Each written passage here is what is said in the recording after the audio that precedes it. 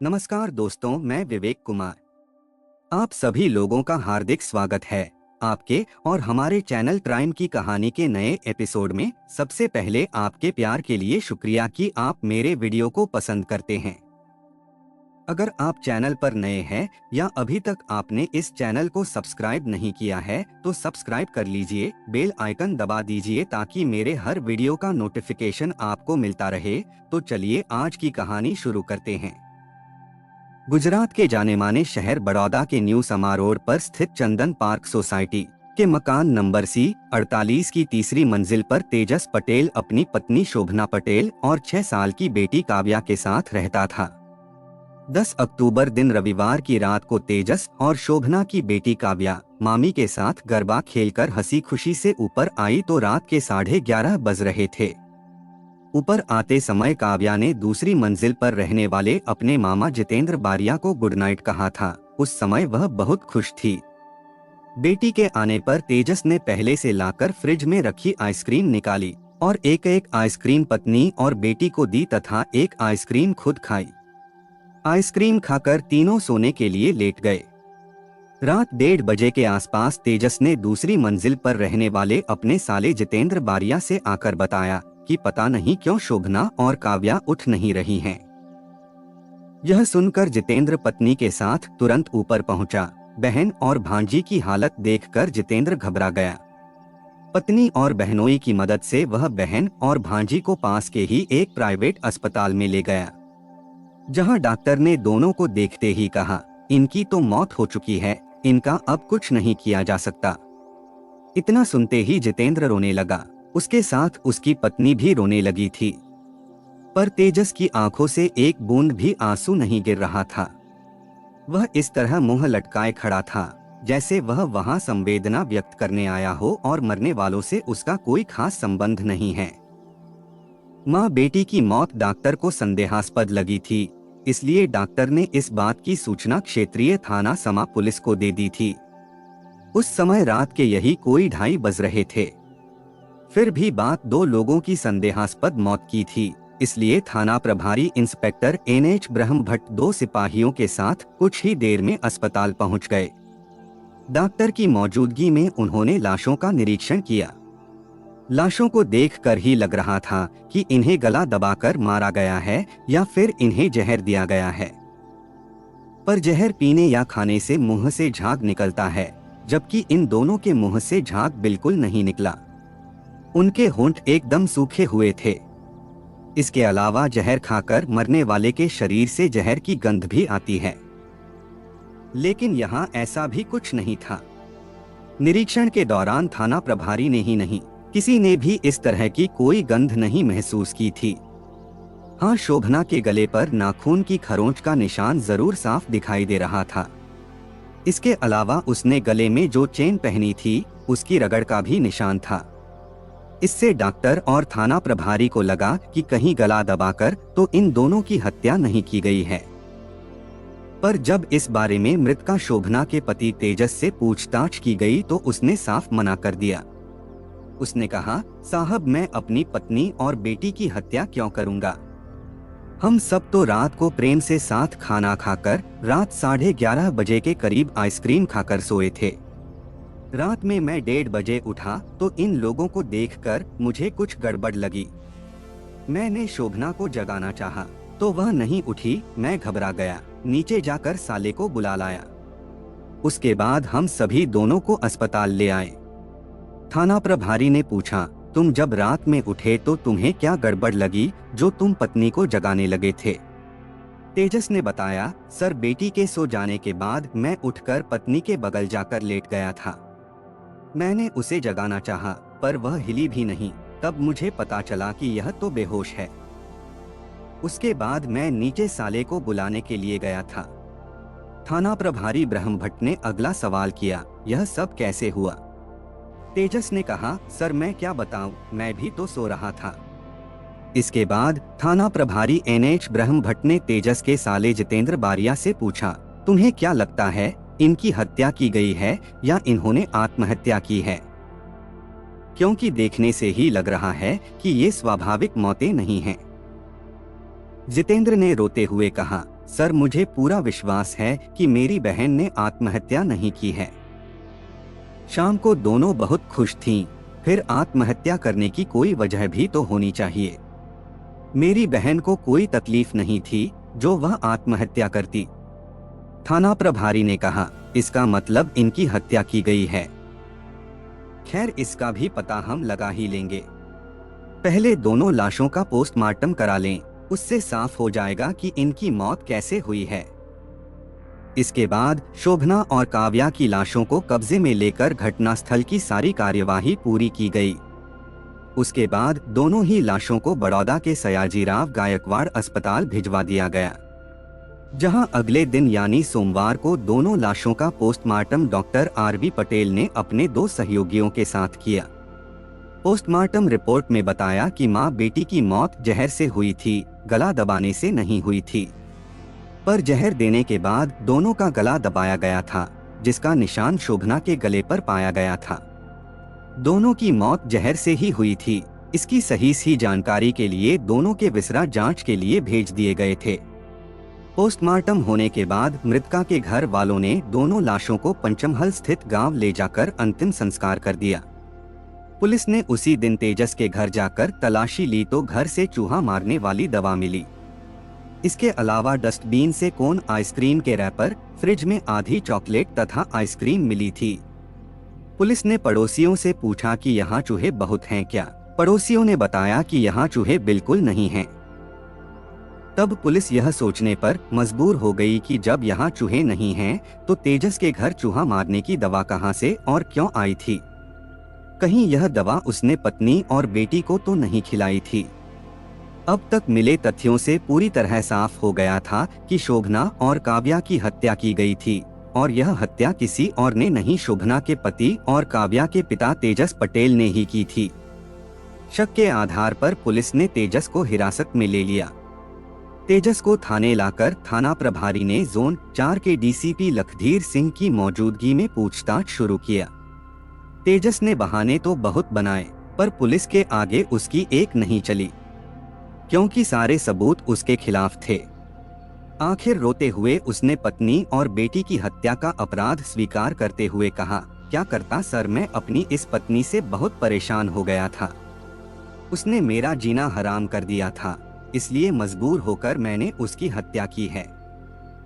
इसके बाद तेजस पटेल ने पत्नी और बेटी की हत्या की जो कहानी सुनाई वह इस प्रकार थी। गुजरात के जिला पंचमहल के गांव एडी में अपने परिवार के साथ रहते थे चंद्रकांत बारिया। उनके परिवार में पत्नी बिमलाबेन के अलावा बेटा जितेंद्र बारिया तथा एक बेटी शोभना थी। चंद्रकांत बड़ौदा में नौकरी करते थे, इसलिए उनका परिवार बड़ौदा में ही रहता था। पहले वह बड़ौदा शहर में किराए के मकान में रहते थे, लेकिन जब उनका बेटा भी कमाने लगा तो उन्होंने बड़ौदा शहर से बाहर न्यू समा रोड पर स्थित चंदन पार्क सोसाइटी में अपना मकान खरीद लिया। इसके बाद उन्होंने अपने बेटे की शादी कर दिया।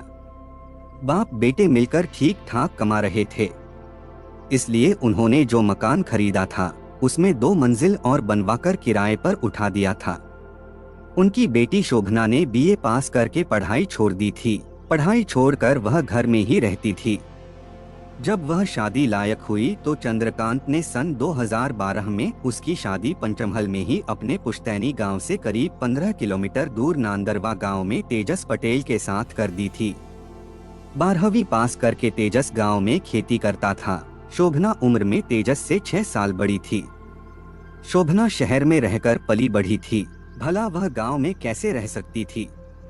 उसने यह बात अपने भाई और पिता से कही तो उसके भाई जितेंद्र बारिया ने तेजस को शादी के लगभग साल भर बाद यानी 2013 में बड़ौदा बुला लिया और यहाँ गेंडा सर्कल के पास स्थित क्रोमा स्टोर में सेल्समैन की नौकरी लगवा दिया। बड़ौदा में नौकरी लग जाने के बाद तेजस बड़ौदा में किराए का मकान लेकर पत्नी शोभना के साथ रहने लगा। बड़ौदा आने के लगभग 1.5 साल बाद उनके घर एक बेटी पैदा हुई, जिसका नाम उन्होंने काव्या रखा। तेजस को उस स्टोर से जितना वेतन मिलता था उससे उसका खर्च किसी तरह चलता था, जबकि शोभना की अपेक्षाएं बहुत ज्यादा थीं। उसमें कभी तेजस के घर से कोई आ जाता तो उसका बजट गड़बड़ा जाता था, जिसे ठीक करने में उसे कई महीने लग जाते। उसका बजट ठीक होते होते फिर कोई आ जाता, जिसकी वजह से वह हमेशा परेशान ही रहता था। इसका असर शोभना पर भी पड़ता था। बजट गड़बड़ होने की वजह से तेजस उसकी अपेक्षाएं पूरी नहीं कर पाता था, जिसकी वजह से उसकी तेजस से लड़ाई होती रहती थी। बेटी होने पर घर का खर्च और बढ़ गया। तेजस का वेतन उतना नहीं बढ़ा था जितना खर्च बढ़ गया था। खर्च को लेकर तेजस तो परेशान रहता ही था, साथ ही शोभना भी परेशान रहती थी। उसने यह बात अपने पिता चंद्रकांत बारिया से कही तो वह भी बेटी की परेशानी से परेशान हो गए। अब तक उन्होंने अपने मकान पर एक मंजिल और बनवा ली थी, जिसे अभी उन्होंने किराए पर नहीं दिया था। बेटी दामाद को परेशान देखकर उन्होंने बेटी से कहा, बेटा तुम ऐसा करो, अपना किराए का मकान छोड़कर यहीं मेरे मकान में आ जाओ। वहाँ जो किराया दे रही हो वह बचेगा, जो तुम्हारे अन्य खर्च में काम आएगा। शोभना ने कहा, पर तेजस यहाँ आने को तैयार नहीं होगा। चंद्रकांत ने पूछा, क्यों? ससुराल में रहना उसे पसंद नहीं है, यहाँ रहना वह अपनी बेइज्जती समझता है। चंद्रकांत ने कहा, इसमें बेइज्जती की क्या बात है बेटा? अरे जैसे मेरे लिए जितेंद्र है उसी तरह तेजस है, इसलिए उसे यहाँ रहने में क्या परेशानी है?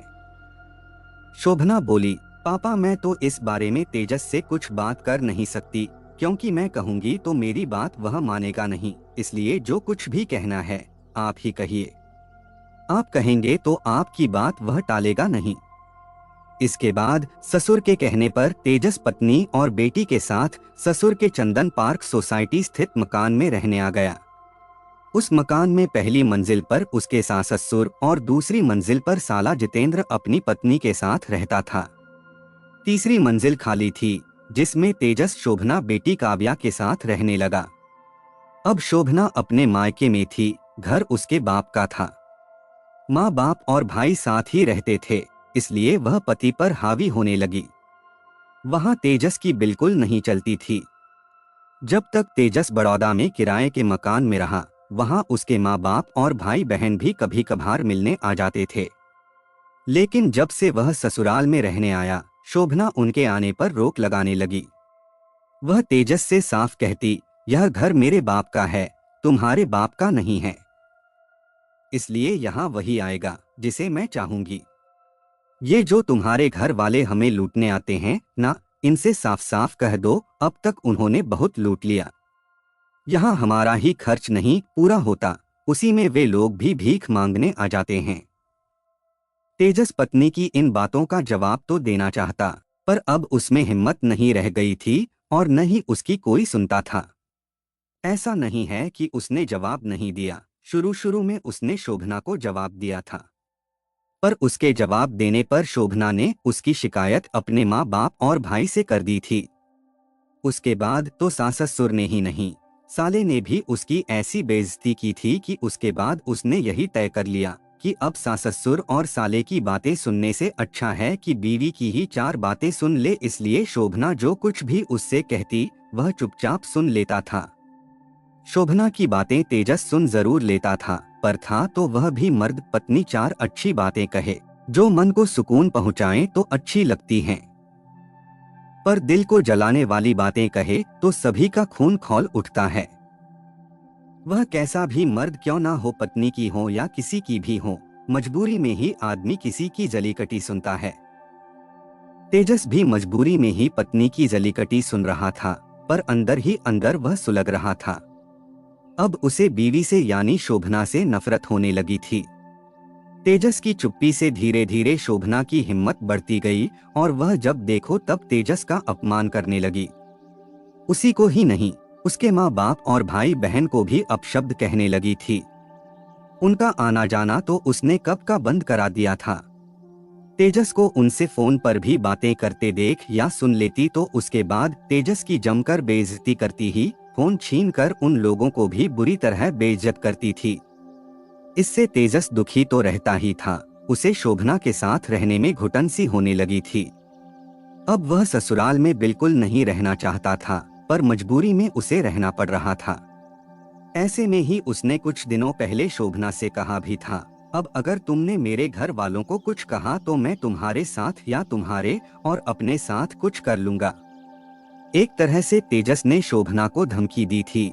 यह बात शोभना ने अपनी माँ से बताई भी थी, पर उस समय किसी ने तेजस की इस बात पर ध्यान नहीं दिया था।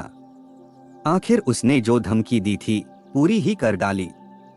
इधर शोभना की मांगे भी बढ़ गई थीं। जब देखो तब वह किसी न किसी चीज की फरमाइश करती रहती थी। तेजस की आमदनी सीमित थी, इसलिए पत्नी की हर मांग वह पूरी नहीं कर सकता था। मांग पूरी न होने पर शोभना तेजस को बुरी तरह अपमानित कर देती थी। शोभना अपने घर में ही नहीं, माँ बाप और भाई के सामने भी उसकी शिकायत करके उसे अपमानित करती थी। एक तरह से शोभना ने उसका जीना हराम कर दिया था। उसकी हालत ऐसी कर दी थी कि वह न जी सकता था और न मर सकता था। इधर शोभना ने तेजस पर एक आरोप और लगा दिया। इसमें कितनी सच्चाई थी यह तो तेजस जानता था या शोभना जानती थी। शोभना का कहना था कि तेजस के किसी अन्य महिला से अवैध संबंध हैं। किससे संबंध हैं यह शोभना किसी को नहीं बता सकी। इस बात को वह साबित भी नहीं कर सकी थी, पर इस बात को लेकर घर में रोज झगड़ा होने लगा था। इस बात को लेकर शोभना ने तो उसका जीना हराम कर ही रखा था। सास ससुर और साले सलहज भी उसे परेशान कर रहे थे। तेजस का दुख ऐसा था जिसे वह किसी से कह नहीं सकता था। कहता भी किससे, कोई सुनने वाला भी तो नहीं था। ससुराल में उसकी कोई सुनता नहीं था। घर वालों से वह कुछ कह नहीं सकता था, क्योंकि शोभना उसे कहने ही नहीं देती थी। अगर कहता भी तो घर वाले कुछ कर नहीं सकते थे। इसलिए तेजस मानसिक रूप से काफी परेशान रहने लगा। इस सारी परेशानी की जड़ उसे शोभना ही लग रही थी। इसलिए अब उसके मन में आने लगा कि अगर शोभना को खत्म कर दिया जाए तो उसकी सारी परेशानी खत्म हो जाएगी। लेकिन शोभना को खत्म करना उसके लिए आसान नहीं था। पर आदमी जब परेशान हो जाता है तो उसे कोई भी काम मुश्किल नहीं लगता है। तेजस भी शोभना से इतना परेशान और दुखी हो चुका था कि वह उसकी हत्या जैसा जघन्य अपराध करने के बारे में सोचने लगा। आखिर में गृहक्लेश और प्रेम प्रकरण के आरोप से तंग आकर घर जमाई के रूप में अपमान का घूंट पीते हुए तेजस इस बात पर विचार करने लगा कि पत्नी और बेटी को कैसे ठिकाने लगाया जाए। इसके लिए वह YouTube और Google पर सर्च करने लगा कि चूहे को मारने वाला जहर कौन कौन सा है, मौत कैसे होती है। पूरी जानकारी एकत्र कर तेजस चूहा मारने वाली दवा खरीद लाया। 10 अक्टूबर 2021 को उसने अपनी योजना को अंजाम देने के लिए शाम को आइसक्रीम लाकर रख दिया। रात का खाना खाकर काव्या रात करीब 10 बजे अपनी मामी के साथ सोसाइटी के कॉमन प्लॉट में गरबा खेलने चली गई। शोभना घर में ही थी, तेजस भी घर में ही था, पर उसके हाव भाव से ऐसा कुछ नहीं लग रहा था कि वह इतना बड़ा कांड करने वाला है। हाँ, वह शांत जरूर था। रात 11:30 बजे काव्या गरबा खेलकर ऊपर आई तो तेजस ने जहर मिली आइसक्रीम पत्नी और बेटी को खाने को दी और खुद बिना जहर मिली आइसक्रीम खाई। आइसक्रीम खाकर सभी सोने के लिए लेट गए। शोभना और काव्या तो सो गईं, पर तेजस जागता रहा। रात 12:30 बजे जहर ने अपना असर दिखाया तो शोभना जाग गई। तकलीफ की वजह से वह रोने लगी तो तेजस फुर्ती से उठा और शोभना के सीने पर सवार होकर उसका गला पकड़कर दबाने लगा। शोभना ने खुद को छुड़ाने की कोशिश की तो इसी छीना झपटी में तेजस का नाखून शोभना के गले में लग गया। करीब 10 मिनट तक गला दबाए रहने के बाद जब तेजस को विश्वास हो गया कि अब शोभना मर गई है तो उसके बाद उसने काव्या के मुंह पर तकिया रखकर दबाया कि कहीं बेटी जीवित न रह जाए। इसकी वजह यह थी कि वह नहीं चाहता था कि काव्या जीवित रहे, क्योंकि अगर वह जीवित रह गई तो वह उसे कैसे अपना मुंह दिखाएगा, क्योंकि उसने उसकी मां की हत्या की है। जहर देने और गला दबाने के बाद भी वह करीब 1 घंटे तक यह देखता रहा कि कहीं मां बेटी जीवित तो नहीं है। जब उसे पूरा विश्वास हो गया कि मां बेटी मर चुकी हैं, तब रात करीब 1:30 बजे नीचे जाकर उसने साले को जगाकर बताया कि पता नहीं क्यों शोभना उठ नहीं रही है। इसके बाद जब शोभना और उसकी बेटी को अस्पताल ले जाया गया तो पता चला कि उनकी तो मौत हो चुकी है। तेजस से पूछताछ के बाद पुलिस ने सारे सबूत जुटाकर डीसीपी लखधारी सिंह झाला ने प्रेस कॉन्फ्रेंस कर मां बेटी की हत्या का खुलासा किया। इसके बाद 13 अक्टूबर को तेजस पटेल को बड़ौदा की अदालत में पेश कर जेल भेज दिया गया। आज की कहानी बस यही तक। अब बारी कमेंट पढ़ने की है।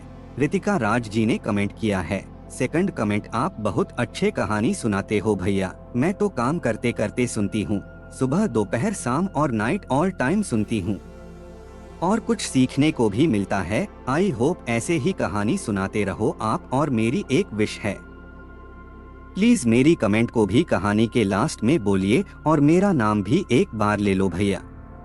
रितिका बहन, आपको बहुत बहुत धन्यवाद कि आप मेरी वीडियो को रोज ही सुनती हैं, देखती हैं। आपके सपोर्ट और प्यार के लिए तहे दिल से शुक्रिया। आप लोगों का ऐसा कमेंट आता है तो मुझे भी पढ़कर बहुत अच्छा लगता है। आप लोगों के कमेंट से हौसला मिल जाता है। मुनु गुरुंग जी ने कमेंट किया है, मुझे क्राइम स्टोरी बहुत पसंद है। मुनु गुरुंग जी, आपके सपोर्ट और प्यार के लिए तहे दिल से शुक्रिया। सनी मेहरा जी ने कमेंट किया है, hi sir, I am new subscriber, nice narration sir. Mehra ji, आपके कमेंट के लिए आपका तहे दिल से शुक्रिया। रुजल तमाम जी ने कमेंट किया है, nice voice love from Sikkim. Rujal Tamang ji, आपके सपोर्ट और प्यार के लिए तहे दिल से शुक्रिया। अशीत तमाम जी ने कमेंट किया है, love to watch your videos, love from Darjeeling. Ashit Tamang ji, आपके सपोर्ट और प्यार के लिए तहे दिल से शुक्रिया। चंदन सिंह जी ने कमेंट किया है, धनंजय चटर्जी की पूरी कहानी सुनाए, क्या हुआ, फांसी गलत थी या सही, पूरी बताइए। चंदन सर, आपके सपोर्ट और प्यार के लिए तहे दिल से शुक्रिया। धनंजय चटर्जी की पूरी कहानी आपको 1-2 दिन में सुनाता हूँ। आप सभी भाई बहनों से गुजारिश है कि जब भी आप कमेंट करें तो प्लीज अपने शहर का नाम जरूर लिखें, और जो लोग बिना नाम का आईडी बनाए हैं वे लोग प्लीज अपना नाम मेंशन कर दिया करें, ताकि मुझे पता चले कि आपका नाम क्या है और मेरी वीडियो कहां तक जाती है, और कमेंट पढ़ने में थोड़ी आसानी हो जाएगी।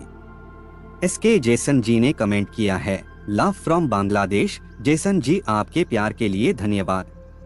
कादिर खान जी ने कमेंट किया है, सर थोड़ा मुझसे बात कर लेते तो अच्छा होता। खान सर, आपके प्यार के लिए धन्यवाद। सर, मैंने कमेंट में अपना इंस्टाग्राम का लिंक दे दिया है, आप मुझे मैसेज कर दीजिए, इंस्टाग्राम पर बात हो जाएगी।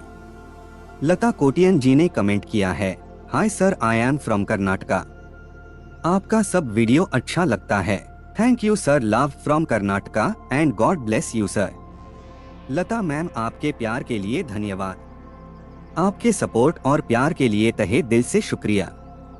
Raqib sir, Alok sir, Narendra Joshi sir, Meera ma'am, Manhar Chauhan ji, Vandana Vaidya ji, Pempa Dolma जी, मतीना जी और सभी भाई बहनों को शुक्रिया जो मेरे वीडियो को लाइक, शेयर और कमेंट करते हैं। आप लोग ऐसे ही अपना प्यार बनाए रखिए। मैं आप लोगों के लिए रोज नए वीडियो लाता रहूंगा। कहानी को लास्ट तक सुनने के लिए आपका धन्यवाद। इस कहानी के बारे में अपनी राय कमेंट करके जरूर बताइएगा, और ऐसी ही अपराध की सच्ची कहानियों के लिए हमारे चैनल क्राइम की कहानी को सब्सक्राइब कर लीजिए। कहानी को लाइक और शेयर जरूर करें। धन्यवाद।